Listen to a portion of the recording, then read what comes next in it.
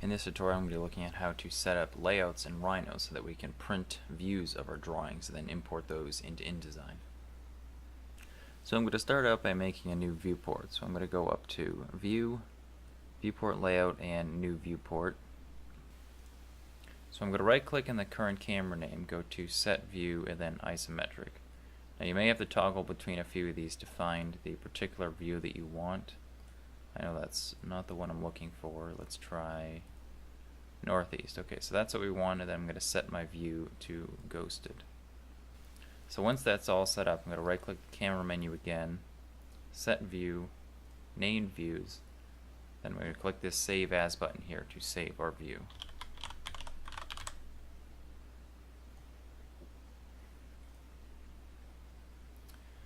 So the next thing I want to do is make a layout. So I can go to the drafting toolbar, I can even come down here and click new layout. But up in the drafting toolbar, when you click new layout, now we want to choose 11 by 17 in the options here because that's how big our topo piece is going to be in our InDesign board. So go back. So make sure you have some type of PDF driver here, either the Adobe PDF or the Microsoft Printed PDF. If you don't have either of those, as long as you have Creative Cloud, you can download Acrobat Pro, and that'll put the Adobe PDF driver on. So we're going to give it a name. I'm going to call this Topo, since this is going to be our topo layout. And then for some reason Ledger, Tabloid, these are all 11 by 17, so just make sure that that's the dimensions. Initial detail count, we're going to leave that at 1 and click OK. So right now it's defaulted to the top view, so I'm going to double click inside of this viewport. It kind of works the same way as AutoCAD, but if you double click you can go inside, and then if you are out of that view you're just kind of looking at like paper space. So I'm going to double click, go up to my camera options, set view, and when the named views it'll give the one that I just made before, which is isometric. I'm going to set that on, and it doesn't say the style, so you have to set it back to ghosted. Now for this view we just want to have our topography on. So what you can do in the layers panel, if you come up here and click on view, make sure this is set to view detail layer settings. What this means is that you can toggle the layers of individual objects independent of the views instead of the layers toggling objects on and off for every single view. So for this one we just want to have our topography. So I'm going to turn off everything but that. Actually the funny thing is when this is on you can actually be in a current layer and still have that layer off.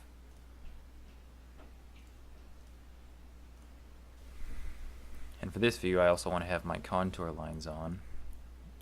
If you want to have the lines that make up the topo surface, you can go to display and then turn on surface iso curves. So now for the topography, I just want to scale this view, basically just to have the object fit my viewport. So what I can do is click on the object, press Z for zoom, then S for selected. So in case you're zoomed out, zoom, selected, and that'll zoom my view in like that. Now I want to make another layout. This time I want to have these 3 boxes here. Now I could make a new layout and put each one of these objects, on one layout as one individual page. So then I would have 3 of these and then 1 for the topo. But for these I'm going to show you how to do 3 viewports on one layout. So I'm going to make a new layout, keep the settings the same. Still I'm going to keep initial detail at 1.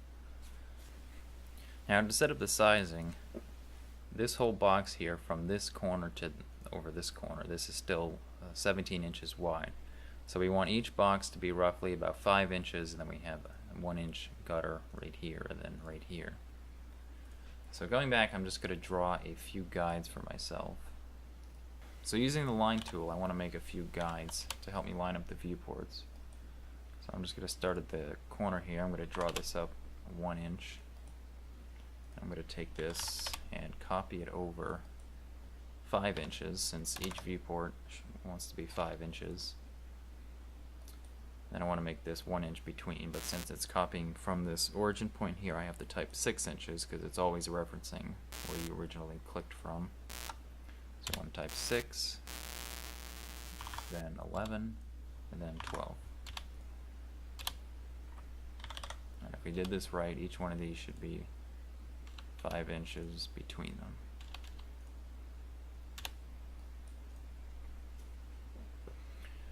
Now I'm going to click on my viewport, double click to go inside, go to set view. I'm going to set back to my isometric view. I'm going to set it back to ghosted.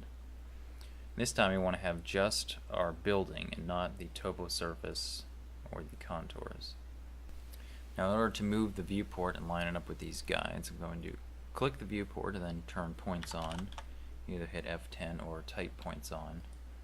So I'm going to select the corner points here, get the move tool, then snap it to those guides. Do the same thing over here. Now it doesn't have to be this tall, so I'm just going to shrink it down.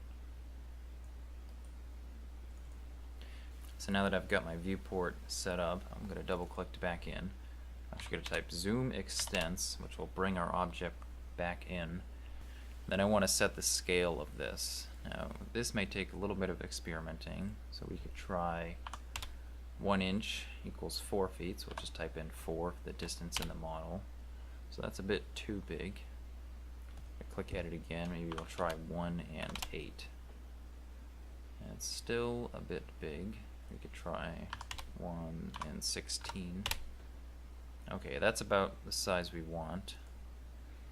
But it might be cropping out a little bit at the top, so I'm just going to pull this up.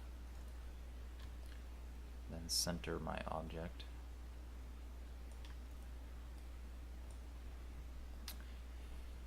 I'm going to turn my points off, then I'm going to copy this viewport 3 times.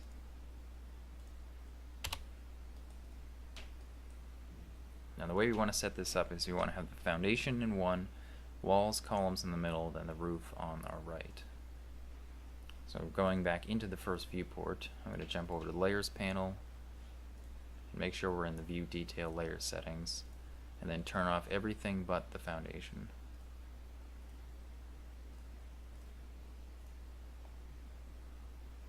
I'm going to jump to the next view, and then turn off everything but the columns and the walls.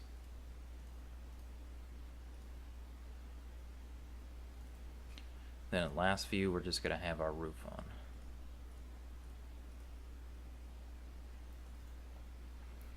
Now in this, you may notice I have some of the lines here that I use to trace the walls of the columns.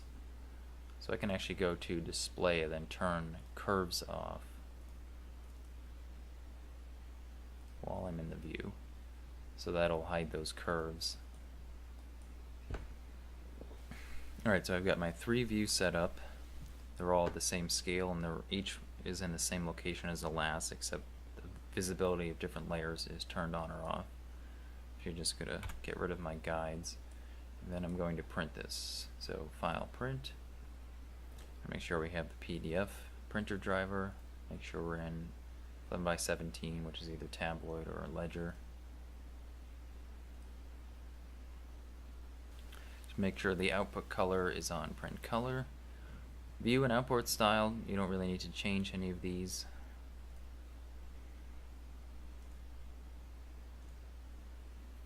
And then we're going to hit print.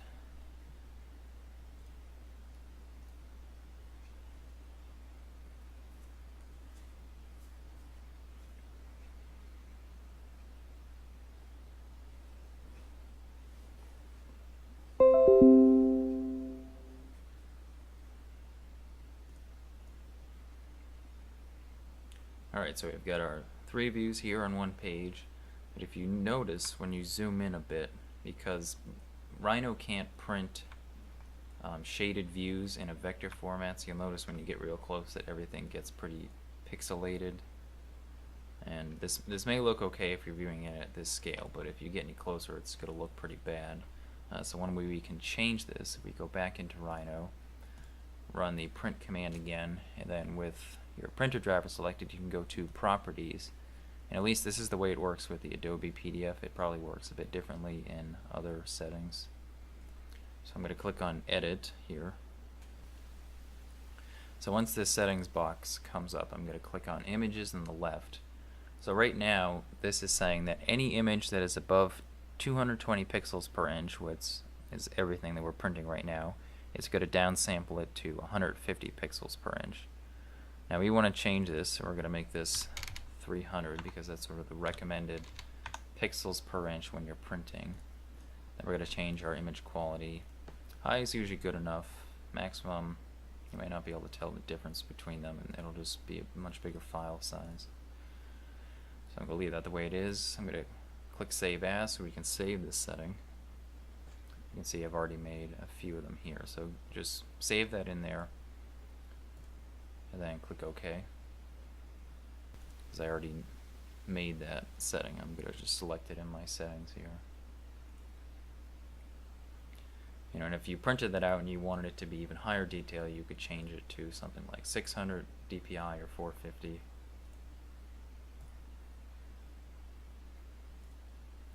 So I'm going to print that again.